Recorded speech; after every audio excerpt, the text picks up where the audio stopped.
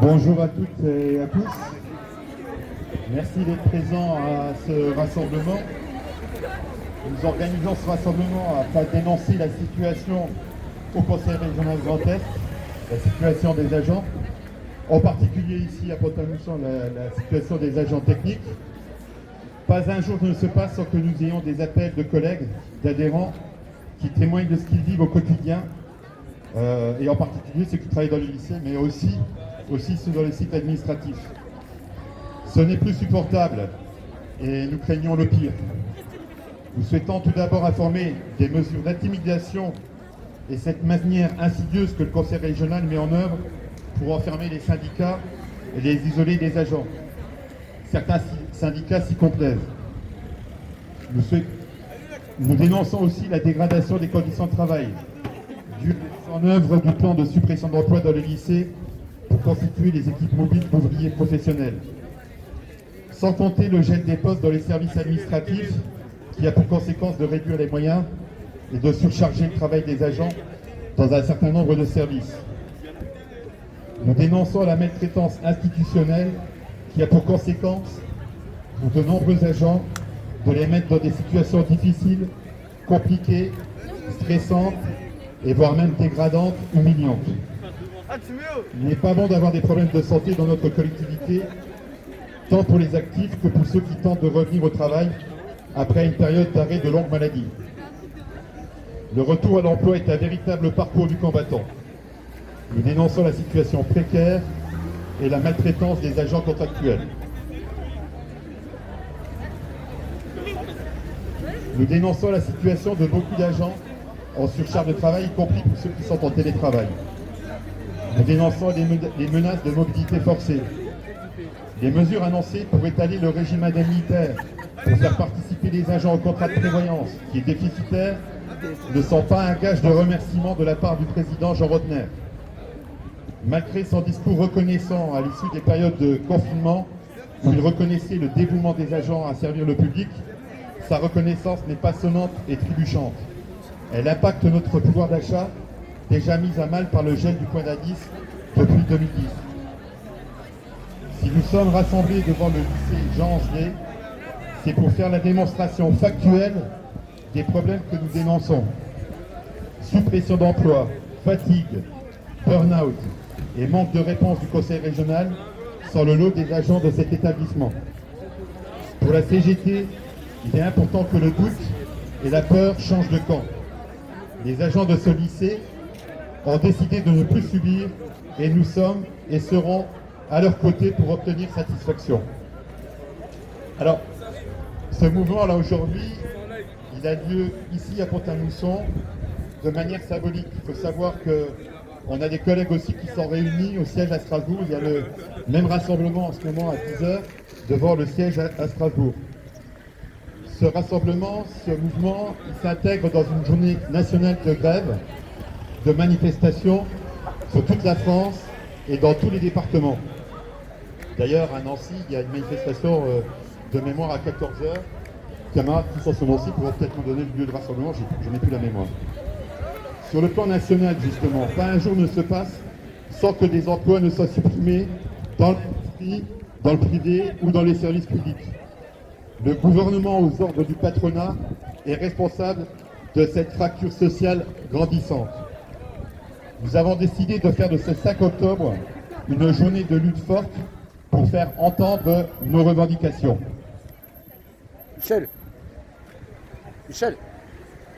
À l'heure où la France tente de sortir d'une des pires crises sanitaires de son histoire, à l'heure où la situation sociale appelle à des mesures fortes, visant notamment au renforcement de notre modèle social, le président de la République et son gouvernement accélèrent leur politique libérale et annoncent de nouveaux reculs sociaux. À ce jour, aucune reconnaissance pour l'ensemble des travailleuses et des travailleurs dans notre pays et de notre territoire. Pas de revalorisation de salaire, aucune reconnaissance des conditions de travail. Il est temps de passer à l'action et de mettre fin au mépris, d'obtenir une meilleure répartition des richesses que nous produisons chaque jour dans nos lieux de travail, d'avoir des services publics dignes de ce nom, aussi bien dans la santé, la fonction publique territoriale, dans laquelle les agents réunis aujourd'hui font partie, les finances publiques l'énergie et le transport ferroviaire. Il est temps d'en finir avec les inégalités et l'accroissement des richesses pour les super riches. Aussi, après ce rassemblement matinal, nous vous appelons à venir grossir les rangs de la manifestation organisée sur votre département. À cette heure, la CGT a obtenu un rendez-vous pour regarder la situation des agents contractuels qu'elle accompagne. Michel nous annonçait que depuis qu'on a rencontré la direction dans le cadre du préavis grève local, la région a bougé et je crois qu'il y a déjà, un poste qui a été mis en place immédiatement. Il faut savoir aussi que nous rencontrerons le président Jean Rotner vendredi prochain dans le cadre d'une bilatérale qui était prévue. D'ailleurs, il rencontre tous les organisations syndicales dans le moment. Comme nous sommes la deuxième organisation syndicale, on passe en deuxième et on le rencontre vendredi après-midi de 14h à 15h. Et dans le cadre de cette réunion, on continuera à porter les revendications de cette journée.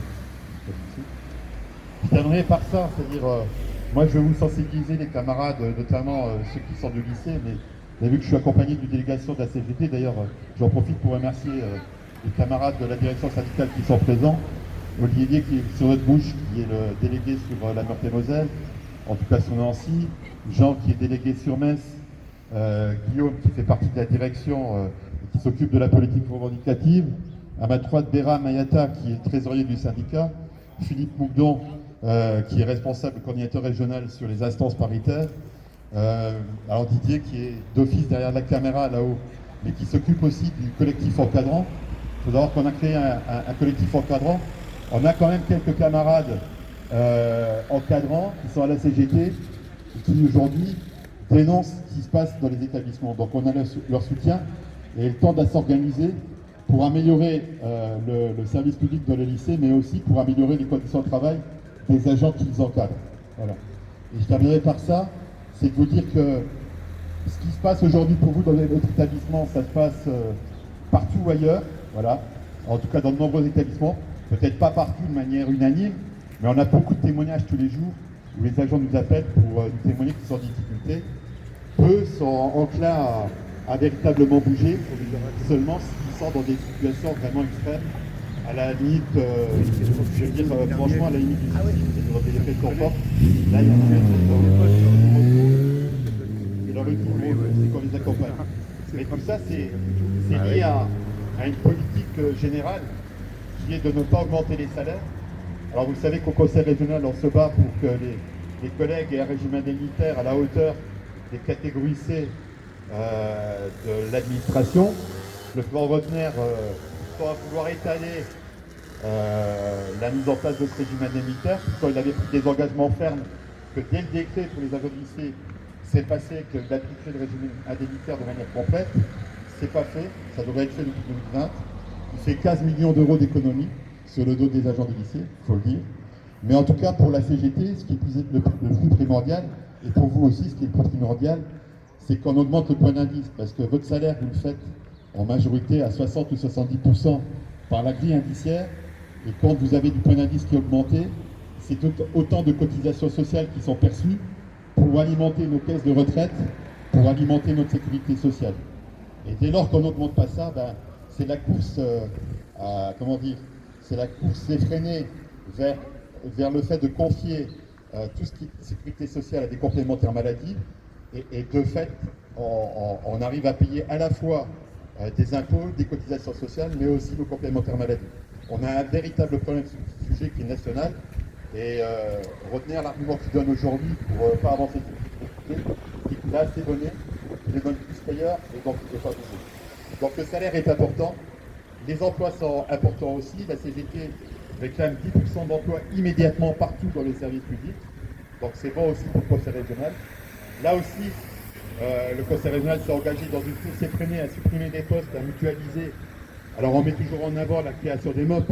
On peut bien comprendre que des collègues techniciens souhaitent aller vers les EMOP pour être plus spécialisés.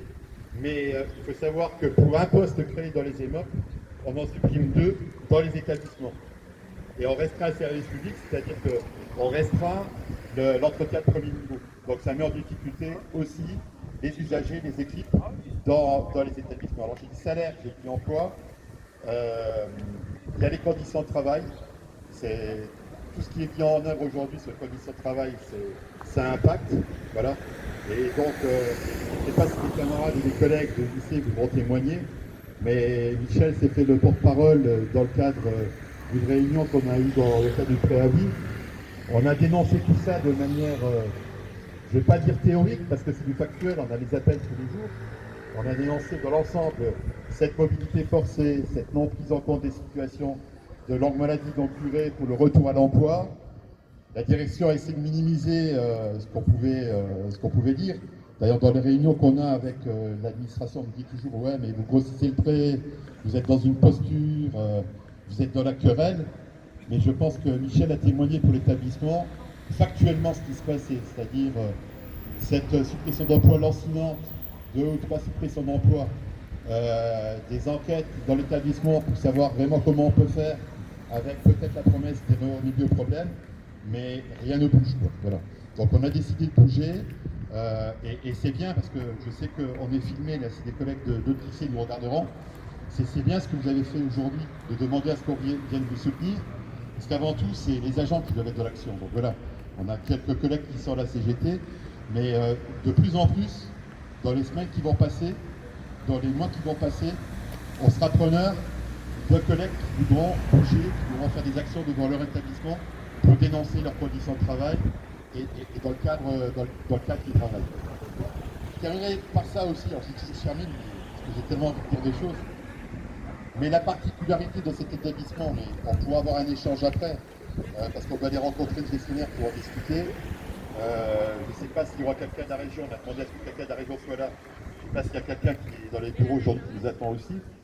Mais là, moi, de ce que je sais comme ça au prime abord, parce qu'on est en contact depuis 3 semaines avec les agents de ce lycée, c'est que pour l'instant, la direction n'est pas dans le coup.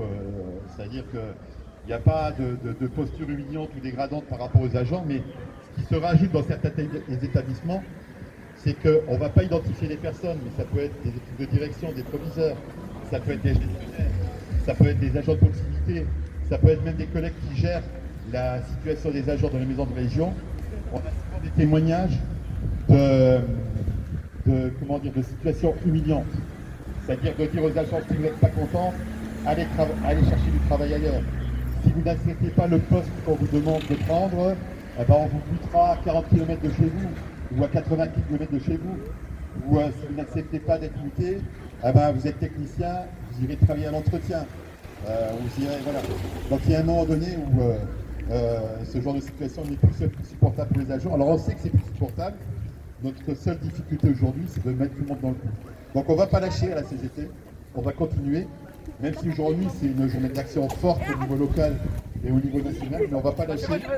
Et le message qu'on a à vous faire passer, c'est qu'il va falloir qu'on s'organise pour montrer au président de la région qu'on est nombreux à dénoncer ces situations. Clairement, il nous dit, Jean Rotner, quand on le rencontre, il nous dit attendez voir ce que vous dites, c'est bien beau, mais les agents, ils ne sont pas devant la porte. Hein. Quand vous organisez les manifestations, ils ne sont pas là, donc c'est que tout va bien. Voilà. Donc, bon, je sais que vous avez entendu le message, mais si vous avez des contacts avec d'autres collègues dans les autres établissements, ben, voyez le message et essayons de nous organiser pour faire une fois un gros coup. Moi, je pense que dans les mois qui viennent, il va y avoir des commissions permanentes, il va y avoir des séances plénières à Metz. Je pense qu'il est bon d'essayer de s'organiser à mettre du monde devant la porte. Donc nous, on va essayer de le faire, mais tout seul, on n'y arrivera pas au niveau de la direction. Vous voyez, on a une partie de la direction qui est à Strasbourg, d'autres qui sont sur le terrain à Troyes, à Charleville-Mézières, à Haute-Marne, à Châlons, etc. Le territoire est vaste, mais on va tout faire pour nous mettre tous en relation et d'organiser de grosses manifestations devant les portes du Conseil régional. Pour terminer, on doit rencontrer, je pense qu'il doit être 10h30 à peu près, 11h moins le quart. On va aller rencontrer la direction, je vous demande de patienter. On va aller un peu discuter avec le gestionnaire, on va voir si on a une bonne surprise ou une mauvaise, savoir s'il y a quelqu'un de la région. Et puis on fera un point avec vous, après avec toute l'équipe du lycée, pour voir les avancées, mesurer les avancées et puis voir ce qu'on a à faire pour la suite. Je vous remercie d'être présent.